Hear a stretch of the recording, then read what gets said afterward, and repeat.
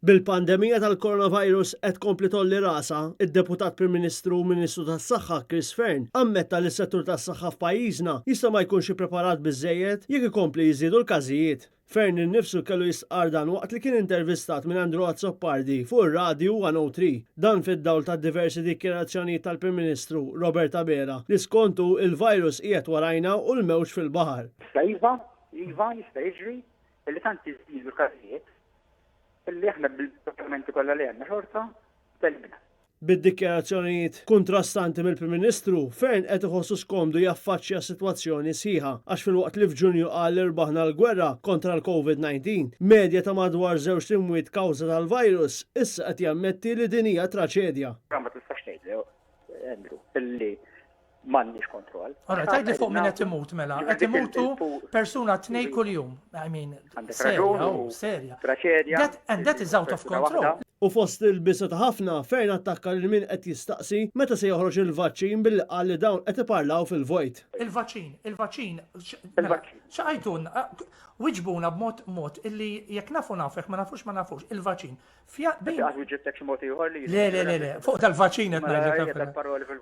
Fejn tajtuna dawn iż-żminijiet, tajtuna time window ma' deputat Prim Ministru.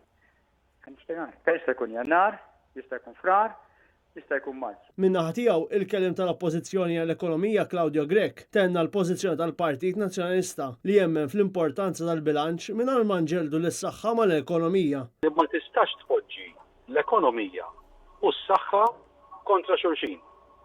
Kif għattajjeb inti, jiena il-professjonisti fil-qasam tas-saħħa, l-iktar ħaġa li tinkwithom u li għajduli hija illi l-ar ħaġa li qed tiġri huma messaġġi kontrastanti. Illi inti it-tmexxija tal-pajjiż illi n-nies ikunu qed jistennew u qed iħarsu lejn il-mexxejja tal-pajjiż biex tuhom direzzjoni. In-nies huma infixklin. Il-pajjiżi li jinjoraw l-esperti li ma tawx każ l-esperti spiċċaw finkwiet kbir. Grazzi Claudio.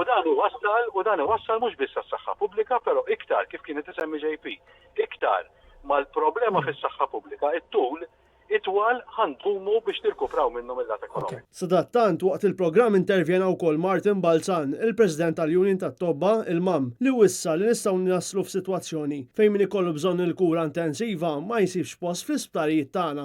Jasal żmien meta jiġu n-nies li vera għandhom bżonn il-kura intensiva u ngħidulhom jiddispjaċina m'hemmx post. Jekk inti tiskappalek, mhux talli tkisser l-isptarijiet, kisser l-ekonomija wkoll. U min-naħa tiegħu il-President tal-Union tal-Infermiera Wiebel, Paul Patch, akkuża lill-Gvern li qed qarraq meta jgħid li kienu impjegati 200 infermier ġdid. Il-reazzjoni tagħna hija preokkupanti ħafna għall-fatt li qed jiżtemgħu ta' numri li impjegajna 200 ners u ħanimpjegaw 200 oħra dawn ma fil-verità ma daħlin l-ebda 200 u la 200 ners ġifier tagħtu stampa verament falsa lin-nies hemm barra.